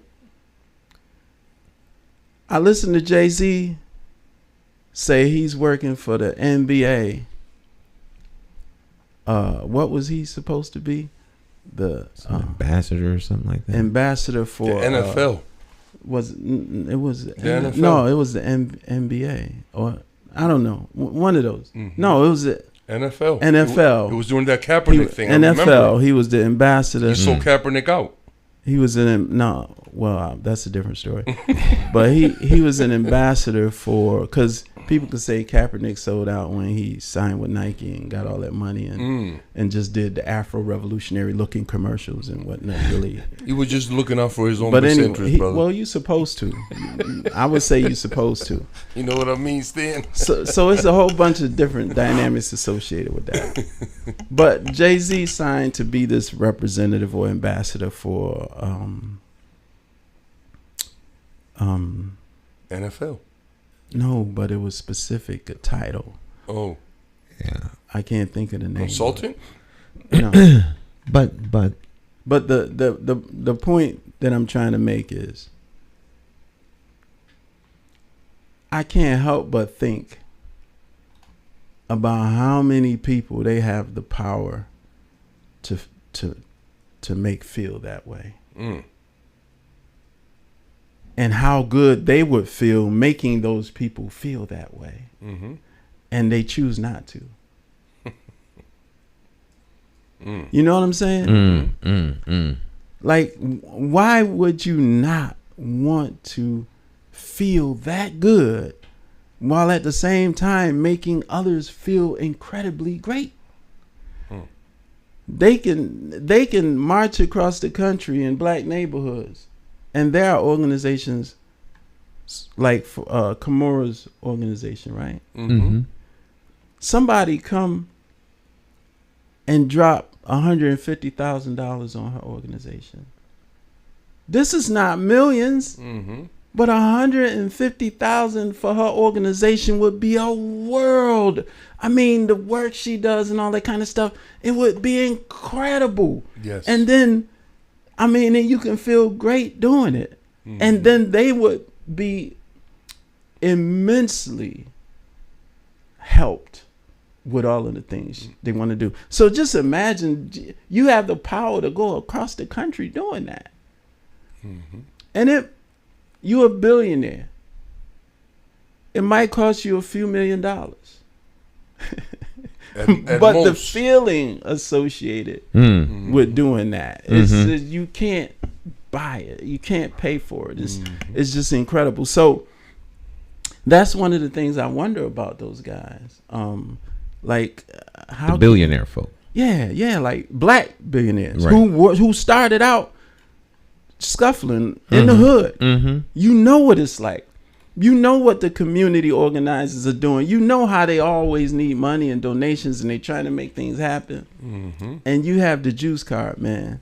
To empower a whole lot of people. To empower so many people and feel good doing it, Right. and make so many other people feel good while you're doing it, and they just don't. That's a good point. You know, I think that people. I think there's a level of success that you are allowed to attain depending upon who you are or what circles you're in, and then that's it. You ain't go no further. And if you get it twisted, they'll remind you just about who you are. Now, did you see that word? You use the word success. As people define success. One of the biggest challenges for black people in America is we have yet to define success in a way that serves us. We still look at the Obama the and white say, fence. I feel so good because now my kids know they could be the president. Well, they can't be. Who's success? Not only that, but that's not a success that's going to help them or their people or nothing. That's success defined by somebody else. And the key is when you strive for a success defined by somebody else, the best you can be is a servant to the people who define success. Well, and therein lies the issue. You will always be subservient to in the chasing the success metric that has been laid out for people. Because folk who are in the struggle and struggling, and we're all there at one time, but then all of a sudden they're no longer part of that. They have assimilated and been, what's the word I'm looking for? Colonized. No. Civil rights movement, part of that was to do integration. They've been integrated into that system. The consciousness has been integrated. Right. That's the biggest thing. So they are striving to reach whatever level someone set for them as a comparison trap. So they get caught up in the external comparison trap. Now, if they ever decide to do anything that's remotely outside of that paradigm, then it can all collapse. My poster child for this is the Trump. I don't care who you are, how rich you are, how powerful you are, how popular you are. If you get in and decide you're going to go a direction that they don't want you to go, they come after you with everything they have. He's just a little bit harder to take out than the most people. Well, this is the thing, right? I understand that. And there's this analogy I use where, we're operating as individual bees. We talked about this once before. Mm-hmm. And as individual bees, man, a child can grab something and whack us and slap us around. And because we're operating as frightened individual bees, then, yeah, we can be controlled with fear of what can be taken from us. But if we have people who, and because people have made major sacrifices, like Kanye once said, there are those of us who chose to remain enslaved, which is why so many of us are here today. Mm-hmm. They could have fought to the death. They could have jumped overboard, but they chose to remain enslaved. Mm-hmm. Now, just on that note, and in many cases concerned about their kids and all of that kind of stuff. Continues to today. Right. A lot of people have made a lot of sacrifices. And we clearly seem to be a generation or have generations who are so in fear then that the fear itself keeps us from doing what we can do to help ourselves. So if I saw all of these 100 millionaires and billionaires and Dr. Dre and all of them come together and just started going out here making this difference, doing this thing.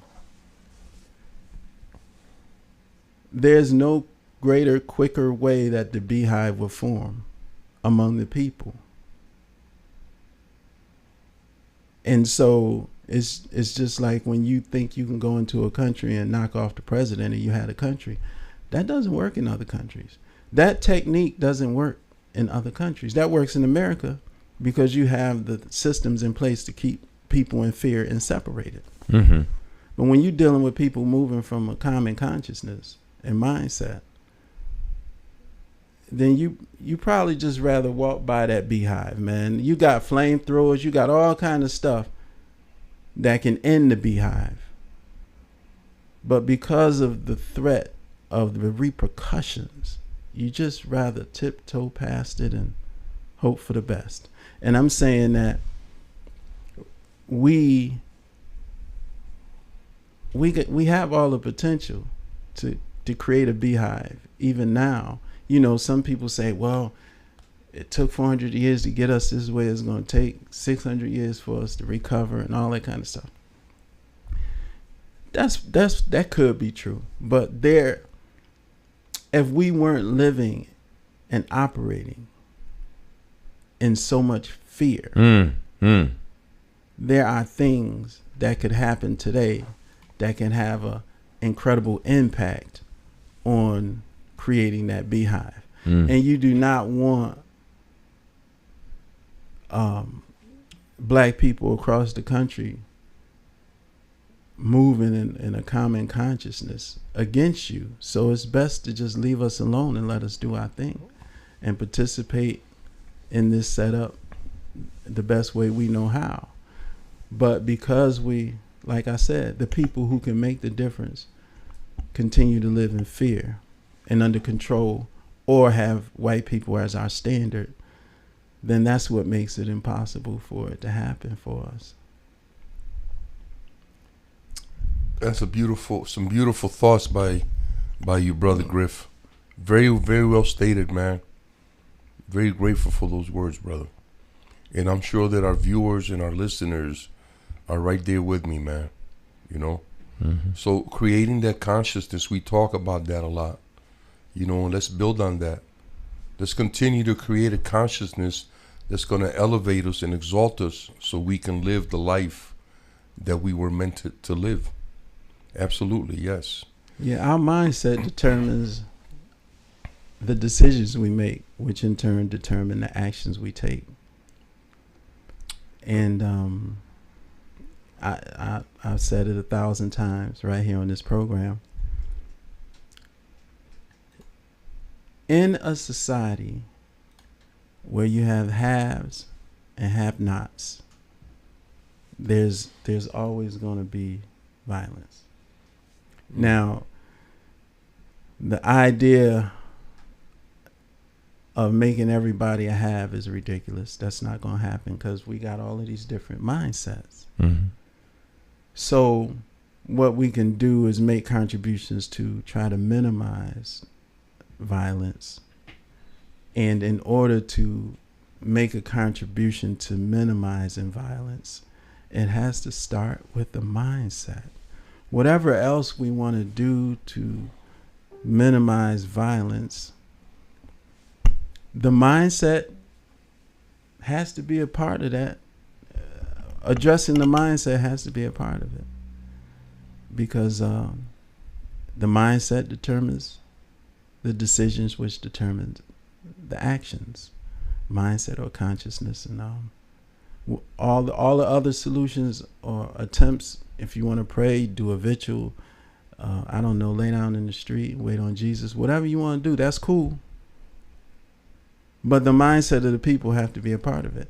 I think of religions in general. One of the things that religions and many religious people focus on is attracting and working on the mindset. Mm-hmm. And it seems this is the other thing. These movies, Everything we see on our phones, everything we see on the computer, laptops, whatever. Everything now, everything is in place to determine the decisions we make.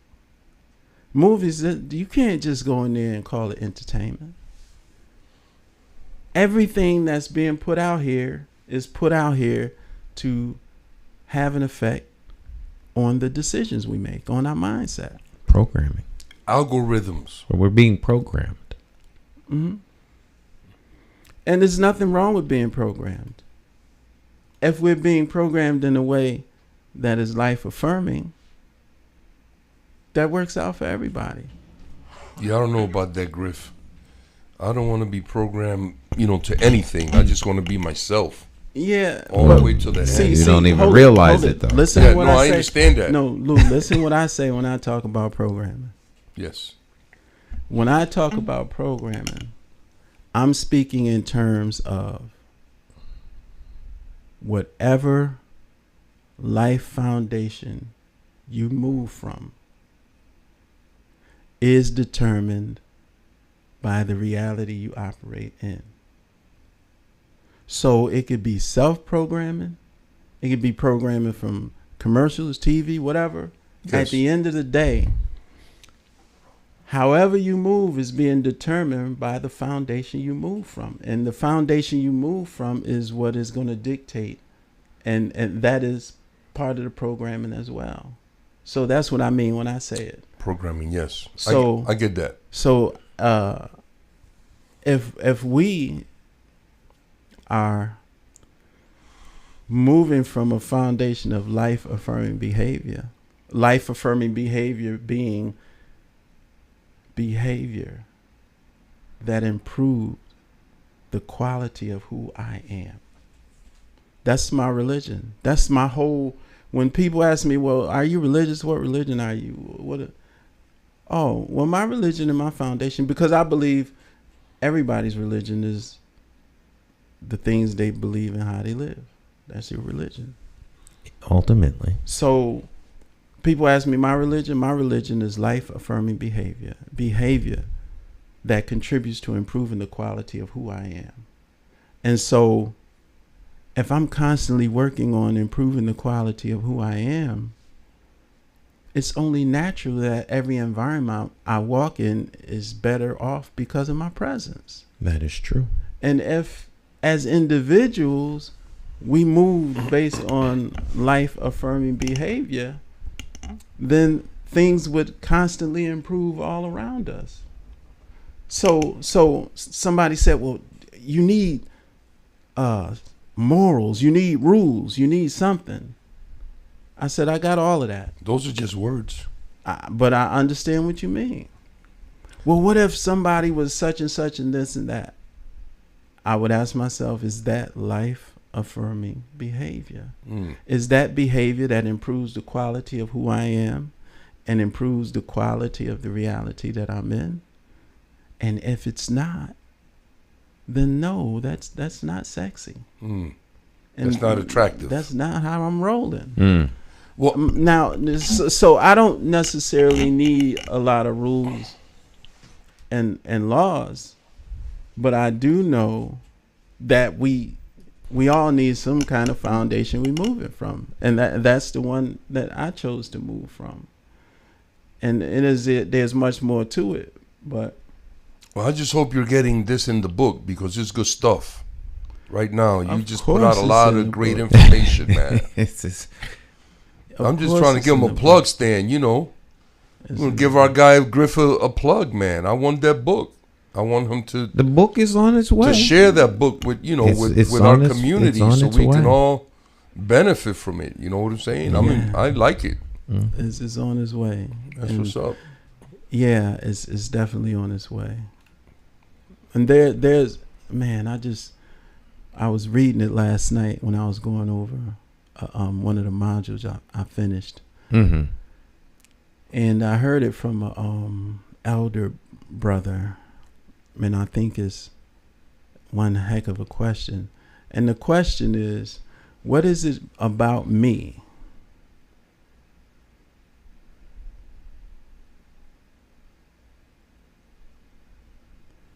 that I don't like that would allow for me to not do what's in my best interest? That is a question.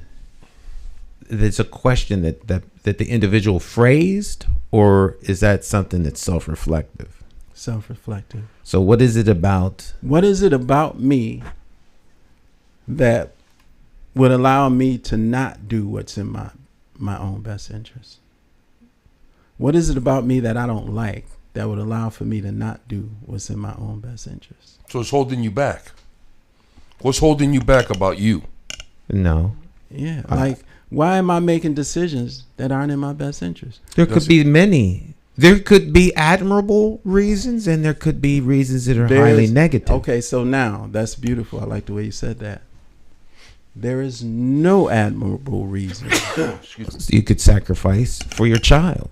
It's not in my best interest to jump in front of the bullet, but to save my child, okay, I might do so. So okay, now, that would be admirable. Okay. Well, Stan, you can also push him out the way. Wait. Let's deal with this. But you know, so I'm only trying to think of going. I'm thinking about. Let's stay there. Mm-hmm. There's a difference between doing what's in your best interest and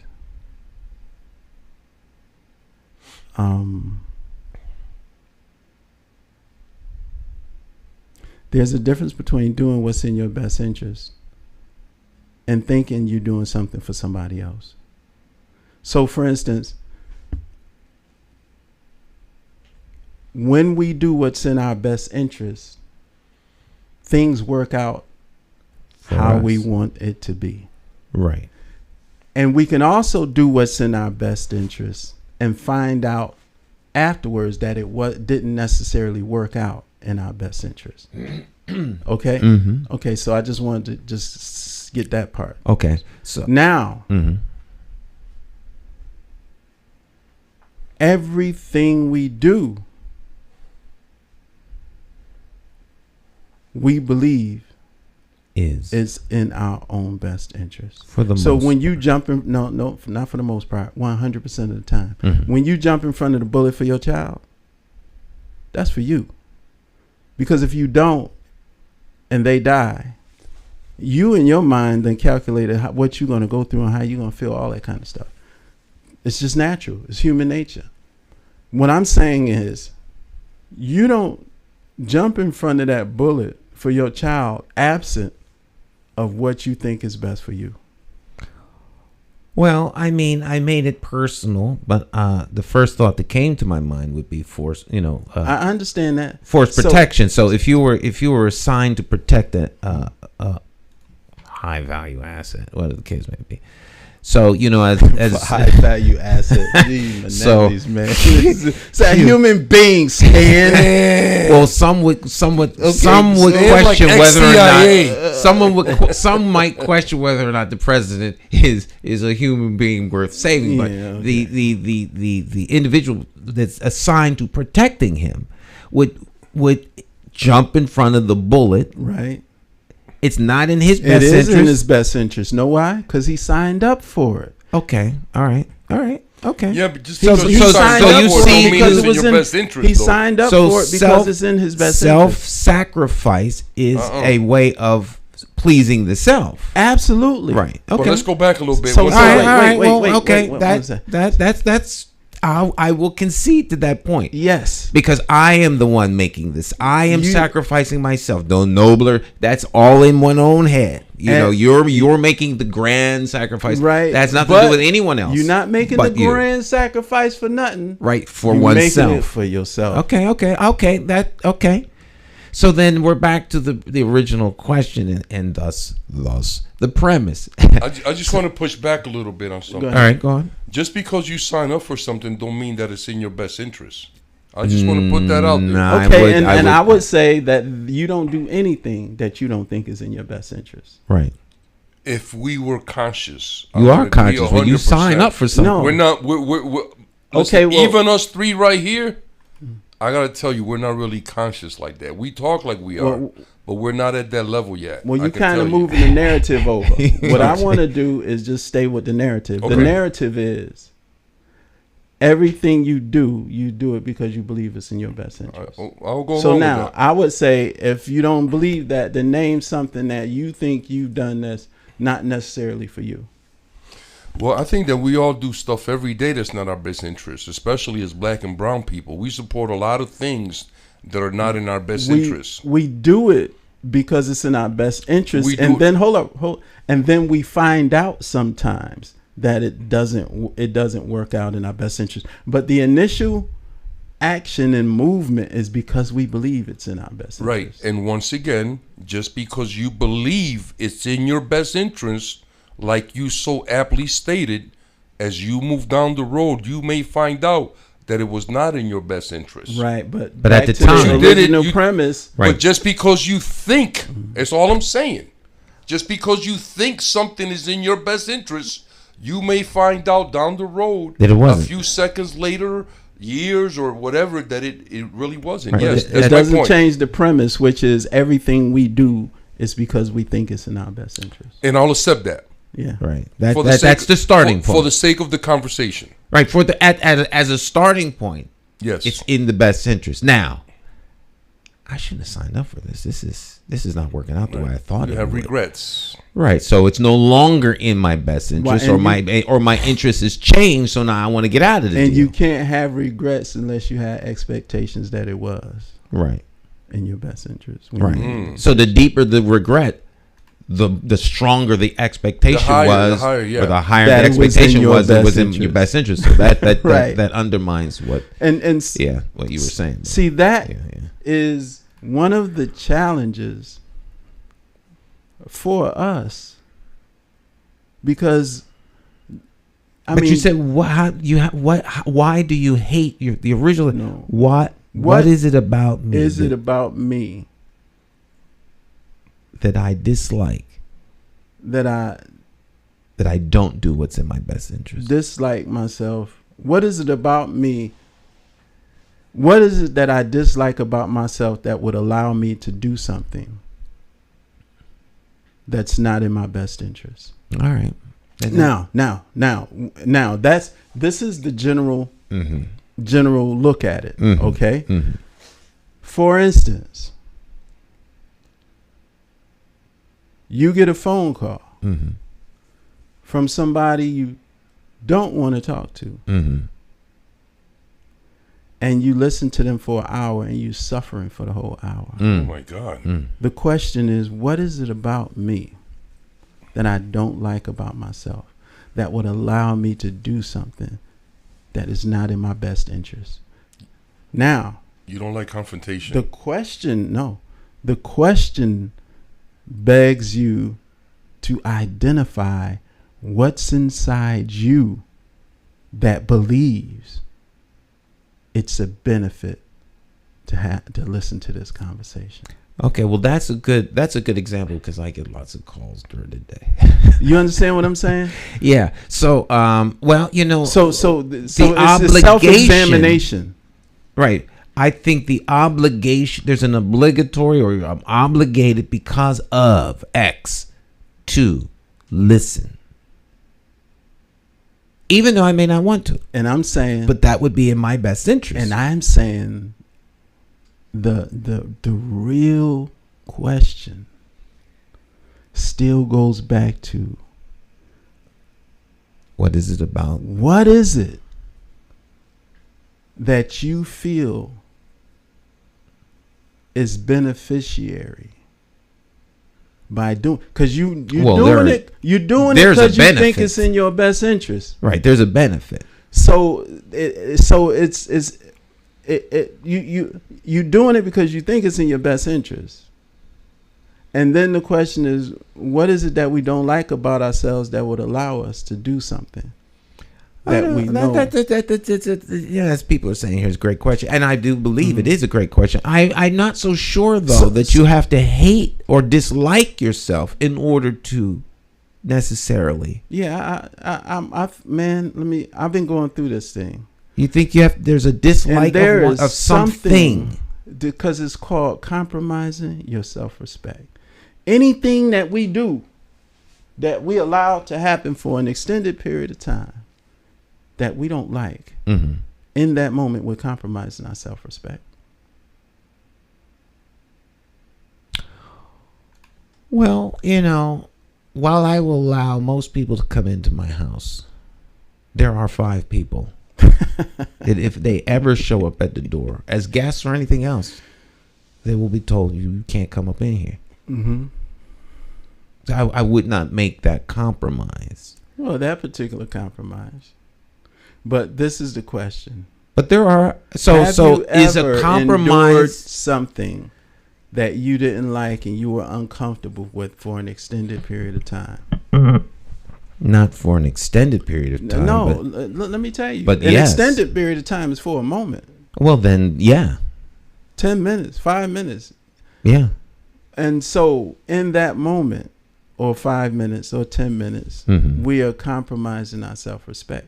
The way we feel lets us know that we're compromising our self-respect. And that's the part, that's the not like ourselves. That's part. The innate. Well, I mean, I don't know how one gets around it, because let's say you are in service to somebody, like, an elected official.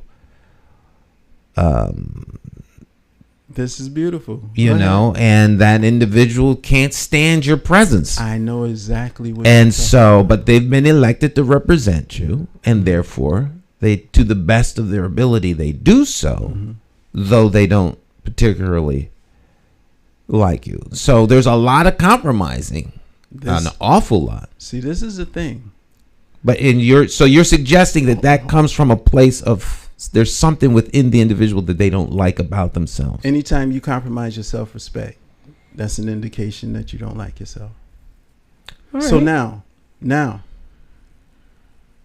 these things being true, according to Alfonso. Right. We can bring this back to your movie situation. These things being true, according to Alfonso. Check this out. It's not a matter of being right. It's a matter of us being aware when it's going on.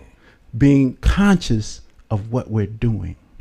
Right now, I am conscious and aware of the fact that I am compromising my self-respect.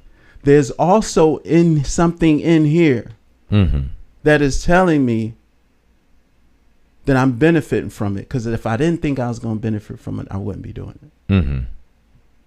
But it's a difference to go through this and not be aware technically, literally, of things that are going on versus being aware. Because guess what? We start making much better decisions about why we're doing stuff. You know what I mean? When we're conscious of exactly what's happening. When we're conscious of demonstrating we don't like ourselves by compromising our self-respect. All right, that point. So just I just want to add a couple things real quick. The first one is that in terms of what you said about the 5 people, Stan, I believe life is all situational. You would allow any one of the 5 people in your house in the right situation. There is no situation. Absolutely. If they were on fire and needed me to get them the bucket of water. But if they have something, listen, if they have something to save you or your kids, your wife or something like that, you wouldn't even think about that. So to me, life is situational. You know what I'm saying? I mean, there's it's like exceptions. They say bad people. I don't believe there are bad people. I believe that people are in bad situations. I can take you out of a situation and put you somewhere else and people won't even know you. Because everything that you were is different now. Okay, I will. Yeah, if the person, I guess you can find a loophole. A loophole or an exception. There's always an exception, but in general, they wouldn't come in. they may not even know that they're on that list. exactly. They'd find out when And they it's got better. here. It's better like that Right. sometimes When too. they got here, Yeah. they'd find out. Yeah. But yeah, so I would just say that, Fonz, to that. You know, situations sometimes can dictate how we behave. Well, I appreciate what Alfonso is presenting and to be aware of. So I am aware of if we use the phone call. I just believe that. Consciousness and awareness are two different things. Well, I am And aware. we're throwing those words around, Well- and I think that people. I just wanted to say that, Right. Well, not to confuse our listeners Right. and our viewers. okay, so I am aware of, relative to what Alfonso was just talking about. I am aware that this is a situation that I'd rather not be in. So I will tell people that you have 5 minutes of my time. But I believe that everyone, even if there are people I don't really want to be engaged with, deserves a return phone call.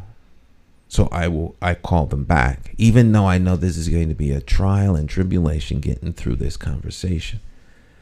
Even if it's like the worst conversation that's going to be had, and I don't necessarily want to talk to them, they deserve a return phone call. So the benefit to me is personal integrity, whatever the case might be. At the end of the So day, there is a for benefit you. because no one does something they don't want to do, and it comes right down to it. People will. That's a little different. People don't do what Now at some point. that's different because I believe people do Be self-destructive. kind of do what they don't want to do. Like when our ancestors were enslaved, they were kind of doing what they didn't want to do, but they accepted it for their own reasons. There was a self-benefit by definition because earlier Survival. you made the. But it's you made not the, like they didn't want to do it though. right. Well, a lot of things, See, that's why there are those who decide it would be better for me to jump into the sea or die. To your point about what Kanye was And they saying, did the people same thing. chose Yeah. slavery. they did the same They thing. didn't choose slavery. They chose to stay alive to look for freedom. They chose to remain different- enslaved. Right. That's They a chose different to narrative. I remain stand corrected on that. remain To enslaved. remain enslaved. They didn't choose slavery, right? Right. They did it because they always looked for the chance to free themselves. Whatever their reason was, they chose it. Right. They chose to remain We make enslaved. choices, and choices have consequences. We're hoping that there's a benefit to the consequence or benefit to the choice, which will be something that's positive, but that's not always the case. Yes. And so I just want to say, Stan, that I really enjoyed today's conversation with Alfonso, man. He brings in that peace that we all yearn for with his words and with the way that he presents himself. I think that we could all learn so much from him. So I want to state that publicly, Alfonso, to let you know that, you are held in high esteem, brother, because of all the knowledge that you bring, brother. Thank you very much. You're very welcome. And we all in the same boat. We all alive. Those of us who are alive, and we all trying to figure this thing out That's beautiful. called life. Yes. All right. Yes. Okay. Well, our time together has come to an end, as it does each and every day, unfortunately. So we press our way, and we'll do it again next time. Bill Constant said Griff hit the nail on the head. Yes. Yes. Big Bill. All right. Well, to all our listeners and our viewers, thank you so much, and blessings to all our community. May you all have a wonderful rest of the week. Continue to grow, continue to build, and continue to do the best that you can. Peace, family. Yes. All right. Any last words there, Mr. McGriff? Life can be wonderful. All right. I'll take it. All right. All right, my friends. We'll see you next time. You all have a great rest of your day. We will see you real soon. Bye.